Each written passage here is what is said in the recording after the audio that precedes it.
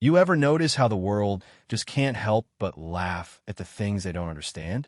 That's how it all started, people cracking up when Ethan Grayson, Mr. Millionaire in Purple, strolled right up to a rundown group home and came out with a kid no one saw coming.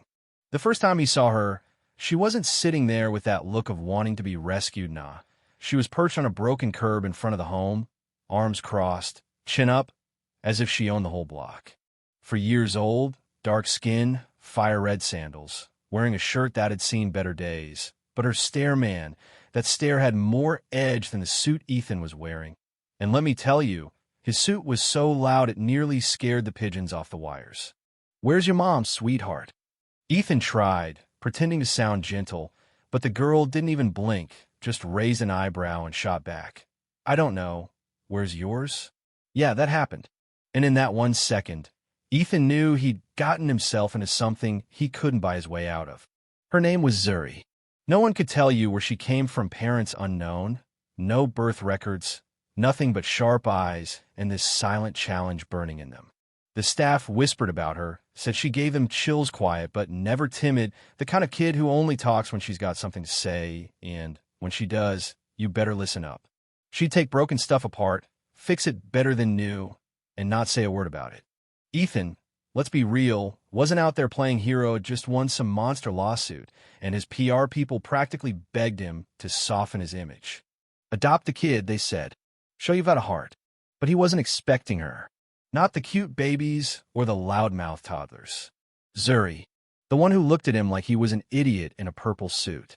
It all happened too fast, legal teams waving red flags, social media losing their minds, headlines screaming rich guy buys foster kid for sympathy. They all predicted he'd send her back after a week. But when he brought her home, where the floors gleamed like ice and the faucets were gold, she just stood there, didn't touch a thing, didn't flinch. Marched right past the living room, sat herself on the staircase, and said, "Which room's the quietest?" That first night, she sketched a blueprint of the whole mansion in crayon to scale, mind you. Ethan stared, thinking, did my assistant show you this? Zuri just rolled her eyes, said, I counted the steps. By day 5, she'd hacked the fridge so it started telling jokes at breakfast. By day 7, the gate only opened if it heard her voice. Ethan played it off. She must have seen me do it, but deep down he was starting to realize he'd never really known what genius meant. The crazy thing found himself skipping meetings, switching off his phone during breakfast, just to hear Zuri's wild ideas about clouds being sad marshmallows, or how electricity probably gets lonely too. One night, walking by the garage, he heard this weird buzzing open the door to see her surrounded by batteries and wires, working on a half-gutted coffee machine. What are you up to? He asked. Zuri didn't even glance up, just said, building a friend. Sure enough, she'd cobbled together a blinking, whirring little robot out of junk. And when Ethan asked where she'd learned this, she answered, watched, remembered, thought about it. Let me back up a sec. She was 4, almost 5. And for the first time since he brought her home, she'd grenade a flash of something wild and free. But out in the real world, that kind of different isn't always welcome. At school, the other kids snickered every time she aced math problems faster than the teacher. Some teachers thought she was cheating. The principal called Ethan in after 2 weeks, voice low like she was sharing state secrets. She unnerves people. It's not normal. Are you sure she belongs here? Ethan felt his jaw lock up. She belongs wherever she wants to be. But it didn't get easier. One afternoon, Ethan got home to find Zuri waiting outside, arms folded, eyes flashing. They told me I should go back where I came from. He knelt down, heart pounding, thought money could shield her, but the world always finds a way in. Zuri didn't cry.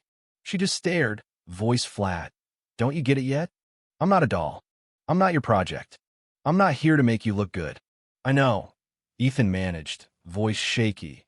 I just didn't realize how much I'd end up caring. Zuri, for the first time, looked almost small, then stopped looking for the world's approval. Start looking at me.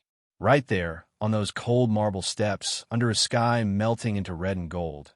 Ethan realized everyone had laughed when he brought her home, but no one really knew what he'd signed up for, not even him. The months that followed weren't the fairy tale he'd seen in movies. Zuri didn't want the world handed to her. She wanted to build it herself, piece by piece. He got her a playroom full of expensive dolls. She stripped them for parts to use in her inventions.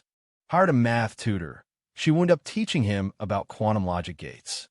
Even the child psychologist he brought in left the house in tears, whispering, "She's beyond gifted, but she's guarded, like someone who's had to fight for everything, even love." Zuri was an enigma sometimes. She'd disappear for hours under the old sycamore in the yard, sketching what looked like satellite diagrams in her notebook. She barely smiled, but always watched, always learned. One morning, Ethan found her taking apart the microwave again. "Zuri," he groaned, "what now?" Without looking up, she muttered, "Fixing the thing that makes your coffee explode."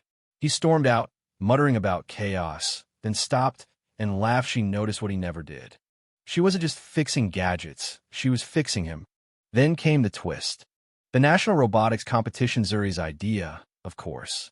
She sneaked onto Ethan's laptop, registered herself as ZG404, submitted her latest robot blueprints, and no one was the wiser until some reporter called Ethan, all breathless. "Did you know your daughter's a finalist?" "Wait, my what?" At the competition, the room was packed with kids and parents, engineers, scientists, CEOs. Zuri was the youngest, the smallest, the only black kid, and the only one with red sandals and a hand-drawn schematic pinned to her chest. The judges chuckled when she rolled up, until her robot started talking, really talking, not pre-programmed.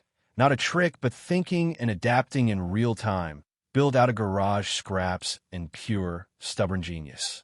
By the end, you could have heard a pin drop. Then standing ovation. The press swarmed Ethan, asking where he found her, how he trained her, if this adoption was even real.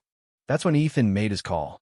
He knelt down, hand on Zuri's shoulder, and said into a dozen microphones, "I didn't find her. She found me. She's not my project. She's not some miracle for the cameras. She's Zuri Grayson, and I'll spend the rest of my life making sure the world sees her the way she deserves." That night, back home, Zuri sat on the steps again, right where she'd once told him to stop caring what people thought. This time, she looked peaceful, even content. Ethan joined her, nudging her shoulder. "Proud of yourself?" She shrugged, voice softer than usual, maybe.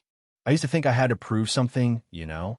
Like if I wasn't smart enough, people would just throw me away again." Ethan swallowed, heart in his throat. "But now?" he asked. Zuri looked up, a slow smile spreading. "Now I know I was never the problem. The world just wasn't big enough to see me." Ethan could barely breathe, but managed. "I saw you, I just didn't know what I was looking at." And for the first time in weeks, she smiled back, not guarded, but real free. Everyone had laughed when he adopted her, said it was a stunt, a joke, a mistake. But nobody was laughing now, not when Zuri Grayson, in her red sandals, had shown them what genius really looks like. She wasn't just a little girl anymore. She was a revolution. So what do you think, honestly?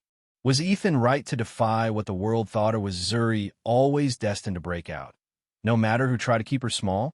Drop your thoughts below. Hot's the line between protecting someone and just getting in their way?